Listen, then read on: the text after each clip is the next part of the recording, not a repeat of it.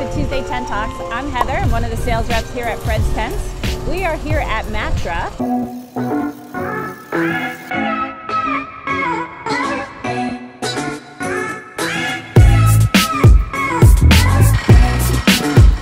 And we are putting up one of our FTKSs. It's a 40 by 75.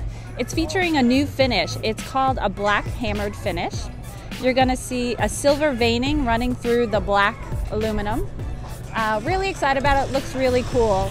We're also putting up coated fabric.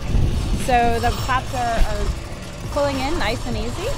And the tent will also have 3 different doors on it. It'll have our value door, it'll have our aluminum door, and our panic hardware door.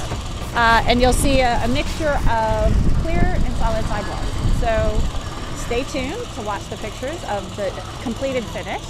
But in the meantime, I have a lovely guest, Ian Sherwood here. He is a board member, and we're excited to have him here. Tell us, where are we? What are we doing? We're in Uncasville, Connecticut at Mohegan Sun.